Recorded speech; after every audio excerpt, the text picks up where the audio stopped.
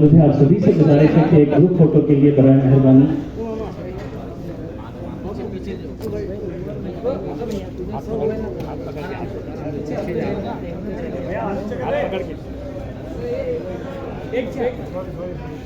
Sir हाथ इम्तियाज में सबके एक दूसरे के हाथ ऐसे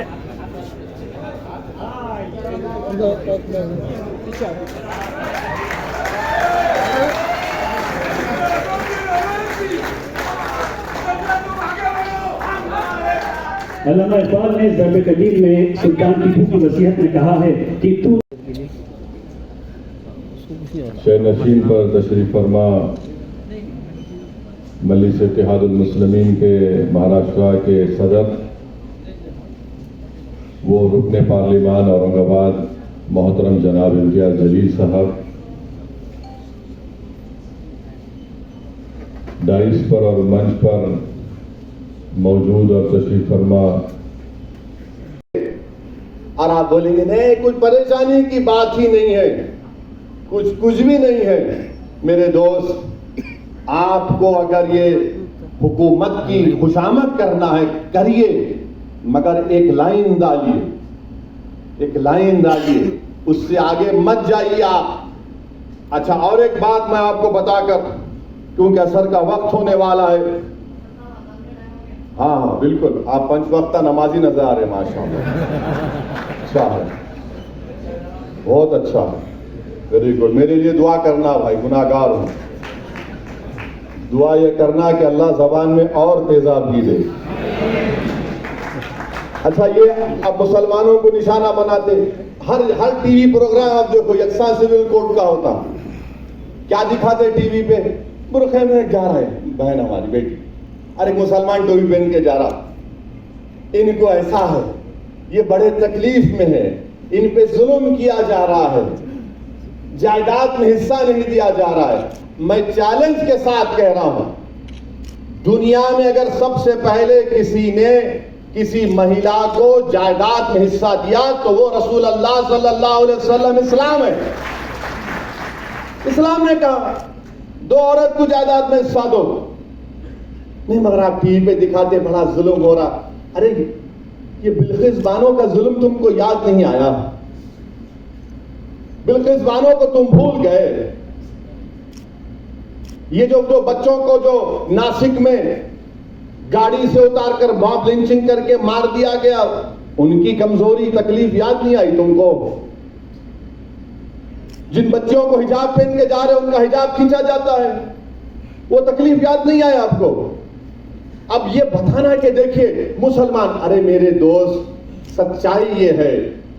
और फिर और एक बात कि मुसलमान बहुत शादियां करते, कहां है रिकॉर्ड? बताओ कितने शादियां हम करें, बताओ, निकाल के बताओ ना, कितने शादियां मुसलमान करे, कितने शादियां हमारे हिंदू भाई करे, कौन कौन से कितने करे बताओ। अच्छा, जो करे उनके साथ उनकी जोरू नहीं रहती।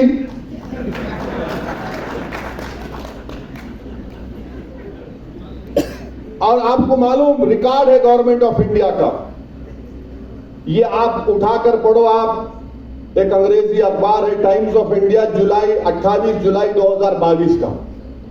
हजरत गूगल पर जाइए, बहुत लोगों को शौक है आजकल रिलीजन दीन वहां से सीख रहे, उलमाओं के पैर के पास बैठ के नहीं सीख रहे, इसलिए मन चले निकल रहे। तो 28 जुलाई 2022 का टाइम्स ऑफ इंडिया ये कहता है कि 2 बीवियां 1.9 मुसलमान में है, ये 2019 का डेटा है। हिंदू भाइयों में 1.3 है और दीगर कौमों में 1.6 है। यानी ये जो परेशानी 2 बीवी की है सिर्फ हमारी नहीं है, दूसरों के भी है। और हिंदू और मुसलमानों में 0.6 का फर्क है। अब आप बोलेंगे कि भाई अब बताओ, फर्क बताओ। सऊदीन ओवैसी मुसलमान की दूसरी बीवी रही और दूसरों की दूसरी बीवी रही, तो क्या फर्क है? फर्क यह है कि वो मेरी बीवी है और दूसरों में बीवी नहीं है। फर्क यह है कि उसको मेंटेनेंस मिलता, फर्क यह है कि उसको अपने रहने के लिए घर मिलता, यह फर्क है। अच्छा, फिर आप बोलेंगे कि हमने मुल्क में कानून बना दिया, चाइल्ड मैरिज एक्ट बना दिया। बिल्कुल बनाया, मगर क्या यह सच नहीं है कि चाइल्ड मैरिज एक्ट में 84% चाइल्ड मैरिज होती है हमारे हिंदू भाइयों की? कानून तो आप बना दिए। अच्छा, ऊपर से और एक बात देखो आप, जब चाइल्ड मैरिज हो जाती है, मैरिज खत्म नहीं होती, वॉइड होती है, वॉइड होती है। यही तो हम बता रहे हैं। हम ये नहीं कह रहे कि मुसलमानों में कमजोरियां नहीं है, यकीनन जहेज की लानत है जैसा सब जगह पर है, यकीनन हमारे बहनों को बच्चों को और उठाना है जैसा कि सब जगह पर है, मगर आपको सिर्फ इस बात की फिक्र है, आप हमारी शनाख्त को हमसे छीनना चाहते हैं, अब और कुछ नहीं है आपका। रिजर्वेशन आप नहीं देना चाहते, नहीं मजहब के नाम पे नहीं देते, मगर मजहब छीन के हमको ताकतवर बनाना चाहेंगे आप। रिजर्वेशन तो महाराष्ट्र में नहीं देंगे, नहीं मजहब के नाम पे नहीं दे सकते, मगर हम मजहब की शनाख्त छीन के तुमको ताकतवर बनाएंगे। ये कौन सी मिसाल है बताइए आप? और फिर आप ये भी देख लीजिए कि 2000 से 2019 तक फीमेल इन्फेंटिसाइड, यानी अगर किसी खातून के पेट में मालूम हो जाए कि बेटी है, तो 2000 से लेकर 2019 तक 86% बच्चियां मिसिंग हैं। यानी उत्तराखंड की जितनी आबादी है, करीब करीब उतनी आबादी है कि बच्चियां मिसिंग है। कौन जिम्मेदार है उसका बोलो आप? कानून तो हम बना दिए। अच्छा, सेक्स रेशियो आप देखो मुसलमानों का दूसरे रिलीजन के साथ, सबसे अच्छा सेक्स रेशियो मुसलमानों का है। तो ये चीजें हमको आपको समझने की जरूरत है। मध्य प्रदेश में हमारे आदिवासी, शहरी आदिवासी खड़े हुए वो। अच्छा, मैं चाहूंगा कि देवेंद्र फडणवीस जरा महाराष्ट्र के ट्राइबल एरिया में जाके बात करें यूसीसी की। शिंदे चले जाएं, अब तो 3 in 1 हो गए, अजित पवार भी चले जाएं। महाराष्ट्र के आदिवासी एरिया में जाके बोले हम लाएंगे, देखो क्या नतीजा निकलता वहां पे। करो आप। छत्तीसगढ़ में जाके बोलो, अब इलेक्शन है 3-4 महीने में। राजस्थान के कबायलियों को बोलो, आप आदिवासियों को। हम यही बताना चाह रहे हैं कि ये जो भारत की खूबसूरती जिसका जिक्र इम्तियाज जलील साहब ने किया, यही खूबसूरती है भारत की। बार बार बोलते अमेरिका में ऐसा है कि अमेरिका में, अरे अमेरिका में ये कल्चर है। अमेरिका में इतने 2000 से 3000 कितने कल्चर है? नहीं है। अच्छा, अमेरिका में हर स्टेट में उसका अलग कानून है, मगर फिर भी अमेरिका ताकतवर है। या उल्टा बोलते हैं, भारत के वजीर आजम बोले कि एक मुल्क में घर में 2 कानून कैसा रहेंगे। तो ये बातें इसको समझने की जरूरत है, और अगर नहीं समझेंगे तो फिर आप मुल्क को कमजोर करना चाहते हैं। और फिर किसी एक टीवी चैनल पे बोले कि हम एक सर्वे करें, 8000 औरतों का सर्वे करें। अरे दीवाने, मुस्लिम पर्सनल लॉ बोर्ड ने 4 करोड़ 80 लाख लोगों का सर्वे ओपिनियन लेके सीडी में 21 लॉ कमीशन को दिया, और तुम 8000 की बात कर रहे हो। उस 4 करोड़ 80 लाख में आधे हमारी बहनें हैं, बेटियां हैं, जिन्होंने रद्द किया कि हमको यकसा सिविल कोड नहीं चाहिए। अब आप बता रहे हैं।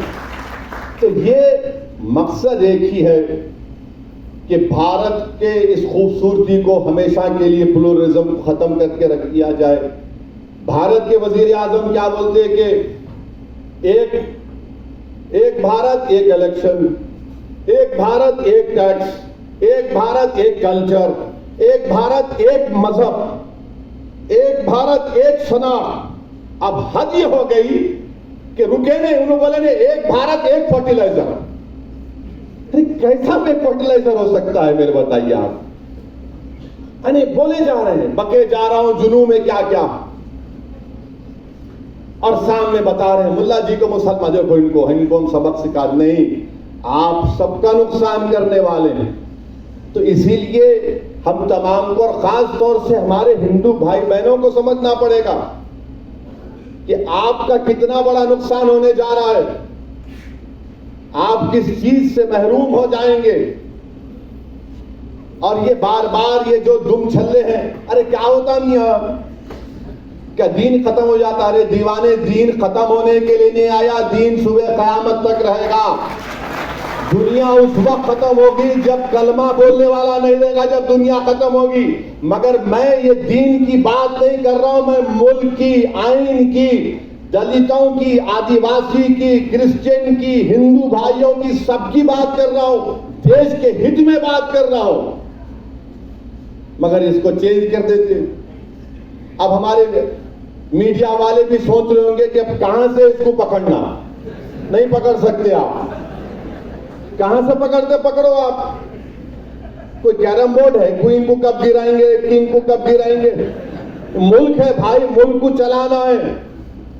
ये भारत है, 130 करोड़ का देश है। इसको आप 2 मिनट नूडल के साथ नहीं चला सकते। लाए नूडल खरीदे, 5 मिनट बनाए, अम्मा देखा, बच्चे को खा, बच्चा खाता बैठ के। ये ऐसा नहीं है भारत। ये 130 करोड़ का देश है। यहां पर हमा किस्म के लोग हैं, हमा किस्म के रंग के लोग हैं, हमा किस्म के सोच के लोग हैं। इसीलिए तो हमारे बुजुर्गों ने तो अंग्रेजों से खिलाफ लड़ा था कि इस मुल्क को ऐसा रखेंगे हम। और मैं अपनी बात को खत्म करूंगा इस बात पर, 2 बात पर खत्म करूंगा कि जो हमारा 21वां लॉ कमीशन था, चौहान साहब ने क्या कहा था कि cultural diversity cannot be compromise to the extent that our urge for uniformity itself becomes a reason for threat to the territorial integrity of the nation. Justice Chauhan साहब 21वीं लॉ कमीशन के चेयरमैन थे। उन्होंने कहा कि कल्चरल जो diversity है इस मुल्क की, जो खूबसूरती है, उसको कॉम्प्रोमाइज इस हद तक नहीं किया जा सकता यूनिफॉर्मिटी के नाम पर कि ये हमारे भारत की टेरिटोरियल इंटीग्रिटी के लिए खतरा बन जाए। ये सुप्रीम कोर्ट का जज कह रहा है, बीएस चौहान साहब कह रहे हैं। और फिर बाबा साहेब अंबेडकर ने क्या कहा था? बाबा साहेब अंबेडकर ने यह कहा था, बाबा साहेब अंबेडकर ने कहा था, कब कहा था वो भी बोल। मेरे मजलिसी रुफ़का मालेगांव से तशरीफ लाए रुकन असम्बली मजलिस इत्तेहादुल मुस्लिमीन हज़रत मौलाना मुफ्ती इस्माइल साहब, मुअज़्ज़िज़ हाज़रीन कराम, बुज़ुर्गान मिल्लत, मैं सबसे पहले औरंगाबाद के मजलिस इत्तेहादुल मुस्लिमीन के तमाम ज़िम्मेदारों को, इम्तियाज़ जलील साहब रुकने पार्लिमान को, डॉक्टर गफ्फार क़ादरी साहब को मुबारकबाद देता हूं और शुक्रिया अदा करता हूं कि आपने आज का इस इजलास का इनेकाद अमल में लाया। और इसकी अहमियत में और इजाफा इसलिए हो गया क्योंकि मुख्तलिफ समाजी और मज़ाहिब के लोग ने भी आज के इस मीटिंग में शिरकत की। मैं आप तमाम का दिल की गहराइयों से शुक्रिया अदा करता हूं। आप तमाम ने, हमने पिछले 2 घंटे से तमाम अहम बातें हमने सुनी। मैं उसमें ज़्यादा इजाफा नहीं कर पाऊंगा क्योंकि बहुत सी अहम बातें यहाँ पर रखी गई हैं। पिछले 40-50 साल से ये संघ परिवार का एजेंडा रहा है कि भारत में यकसा सिविल कोड को नाफिज किया जाए, चाहे वो जनसंघ के रूप में थे या फिर बाद में बीजेपी के रूप में, सियासी रूप में आज हैं। तो ये पुराना इनका एजेंडा रहा। मैं अपनी बात को आगे ले जाने से पहले अगर हम तारीख पर नजर डालेंगे तो तारीख में हमको ये मिलता है कि 28 अक्टूबर को 1931 को मोहनदास करमचंद गांधी ने भारत के मुसलमानों को एक तयखुन दिया था कि उनकी शरीयत में मुदाखलत नहीं की जाएगी। कांग्रेस ने अक्टूबर 1937 में यही बात कही। नेहरू ने अप्रैल 6, 1937 को यही बात कही। फिर 1966 17 मई को लोकसभा में जो उस वक्त के लॉ मिनिस्टर थे जनाब जीएस पाठक साहब ने ये कहा, मैं अंग्रेजी में पढ़ के तर्जुमा करूंगा, कि personal laws are mixed up with religion and that we can not coerce people to accept our views about the religion and customs. उन्होंने ये उस वक्त के पाठक साहब कानून के वजीर थे, मंत्री थे, उन्होंने लोकसभा में ये कहा 17 मई 1966 को कि पर्सनल लॉज मजहब के साथ जुड़े हुए हैं और हम यानी हुकूमत आवाम पर दबाव नहीं डाल सकती कि वो हुकूमत के सोच को अपने मजहब और कस्टम को छोड़ दें, यानी अपनी हुकूमत की जो व्यूज हैं वो हुकूमत किसी को मजबूर नहीं कर सकती कि वो अपने मजहब को और अपने कस्टम को छोड़ दें। यही बात अगस्त 29, 1963 को उस वक्त के लॉ मिनिस्टर A.K. सेन ने भी कही थी। लोकसभा के अंदर खड़े होकर 2 लॉ मिनिस्टर ने बात कही थी। अब यहां पर बार बार यह कहा जाता है कि जैसा कि अभी यहां पर जिक्र किया गया, मुफ्ती साहब ने कहा कि हमारे वजीर आजम ने कहा कि कैसे एक घर में 2 कानून रह सकते हैं। मैं इस बात का इकरार करता हूं कि भारत के प्रधानमंत्री सबसे ज्यादा पढ़े लिखे और हम सब थम्स-अप हैं, मगर भारत के प्रधानमंत्री को शायद ये नहीं मालूम कि इस मुल्क में आज भी नॉर्थ ईस्ट में एक ऐसा स्टेट है जहां पर क्रिमिनल प्रोसीजर एक्ट अभी भी अप्लाई नहीं होता, CRPC अभी भी अप्लाई नहीं होता। इस मुल्क में आज भी ऐसे कवानीन है कि मुफ्ती इस्माइल साहब मालेगांव से निकलकर अरुणाचल प्रदेश नहीं जा सकते जब तक कि उनको परमिट नहीं दिया जाता। हमारे वतन अजीज में ये भी कानून है कि कोई भी औरंगाबाद से उठकर हिमाचल प्रदेश की एग्रीकल्चर जमीन नहीं खरीद सकता। हमारे मुल्क में हमने एक कानून बनाया कि अगर कोई बड़ा मल्टीनेशनल कंपनी होगा तो वो अगर उन किसी कंपनीज में कॉन्ट्रैक्ट पर इख्तलाफात हो गए तो हम उसका फैसला आर्बिट्रेशन के जरिए सिंगापुर में करेंगे। ये हमने कानूनी सहूलत दी कि अगर 2 कंपनीज में झगड़ा होगा तो हम इसका फैसला सिंगापुर में करेंगे। अब देश के प्रधानमंत्री ये जानते हैं या नहीं जानते हैं मेरे को नहीं पता है, मगर ये मौजूद है। और नागालैंड और मिजोरम को तो हमने आइन में 371 का जिक्र कर दिया। अच्छा, फिर ये भी आप देख लीजिए कि ये इस मुल्क की खूबसूरती है कि यहां पर मुख्तलिफ किस्म के लोग रहते हैं। ये बोलना कि यकसा सिविल कोड जनसंघ और RSS की शुरू से साजिश ये रही कि भारत की सबसे बड़ी अक़लियत मुसलमानों की एक मजहबी शनाख्त को खत्म कर दिया जाए। और मैं आज आपके दरमियान में खड़े होकर खुलकर कह रहा हूं कि बाज अगर हमारे जिम्मेदारों को मुस्लिम पर्सनल लॉ बोर्ड से इख्तलाफ है तो इख्तलाफ रखिए आप, मगर एक बात याद रखिए कि ये जो शरीयत application act 1937 dissolution of marriage act 1939 है, ये आपको इस बात की इजाजत देता है कि आप कुरान और सुन्नत के मुताबिक अपनी जिंदगी को गुजारें। अगर ये आपसे छीन लिया जाएगा तो फिर आपका नुकसान होगा इसमें। तो इसलिए इसको पर्सनल लॉ बोर्ड से अगर किसी इख्तिलाफ में रखिए, पर इससे ऊपर उठकर देखिए इसको आप। अच्छा, जब आइन बनाया जा रहा था, जब आइन बन रहा था, ये दोनों कानून को नहीं हटाया गया। 1937 के और 39 के कानून को नहीं हटाया गया था। आइन बन गया और ये कानून का हिस्सा भी बन गया। तो जो बात अंबेडकर और उस कमेटी में आइन बनाने वालों ने नहीं सोची आज भारतीय जनता पार्टी सोच रही है, और मेरा मानना यह है कि मैंने शुरू से कहा और आज भी कह रहा हूं कि अंबेडकर से बड़ा संविधान को समझने वाला आज तक कोई पैदा नहीं हुआ, ना पैदा होगा। ये एक बात। अब जो अहम बात यह है कि ये बोला जाता है कि दुनिया में कहां पर है दो कानून, बताओ आप। तो हम उन लोगों को बताना चाह रहे हैं जो भारत के लोगों को बेवकूफ समझते हैं। इंग्लैंड में जाइए, आप, मैं पढ़ा हूं इंग्लैंड में। इंग्लैंड में दो क्रिमिनल लॉ है, स्कॉटलैंड का है, इंग्लैंड का है। क्या मुल्क कमजोर हो गया? फिर बोलते नहीं यहीं पर तुमको पर्सनल लॉ है, नहीं, गलत। पड़ोस में श्रीलंका है, वहां पर पर्सनल लॉ है,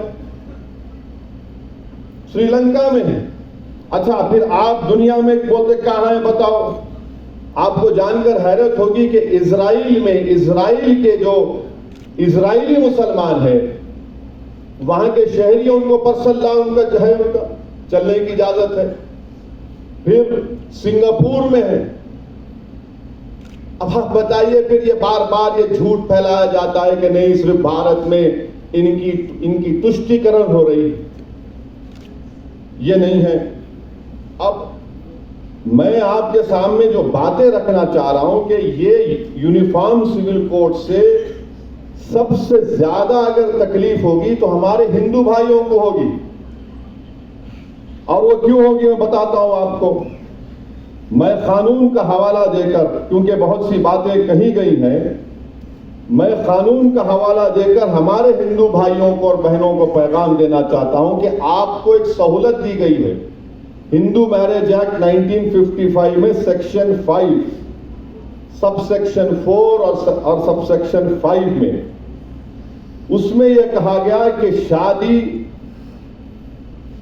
उन लोगों में नहीं हो सकती जिनमें सपिंडा रिलेशनशिप हो, मगर आगे जाकर कहा गया however there is an exception carved out if there is a custom और यूसेज।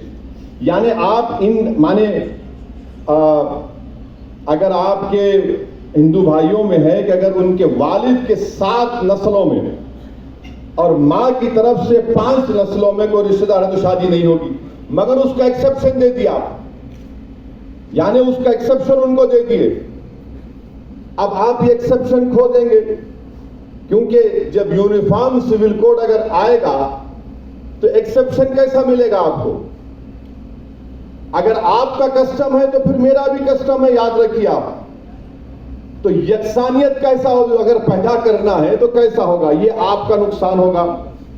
दूसरा सेक्शन 7 है ceremonies of Hindu marriage act का, कि आप अपनी शादी अपने कस्टमरी राइट्स के तहत, यानी आपके जो रिवायती हैं उसके तहत आप करें। यूसीसी आएगा तो सेक्शन 7 चला जाएगा। सेक्शन 29 सेविंग्स का क्लॉज है, वो चला जाएगा। और सेक्शन 2 सबसेक्शन 2 है जो शेड्यूल्ड ट्राइब्स को एग्जेम करता है, उनको ये कहा जाता है कि उसमें कहा गया कि Hindu marriage act scheduled tribes पर अप्लाई नहीं होगा, तो फिर ये हमारे शेड्यूल्ड ट्राइब भाइयों का भी नुकसान होगा। फिर सेक्शन 3 का डेफिनेशन है जिसमें ये बताया गया कि कस्टम एंड यूसेज क्या है, वो आपसे चला जाएगा हमारे हिंदू भाइयों से। और तमिलनाडु के हमारे हिंदू भाइयों को मैं कहना चाहूंगा कि Hindu marriage Tamil Nadu amendment act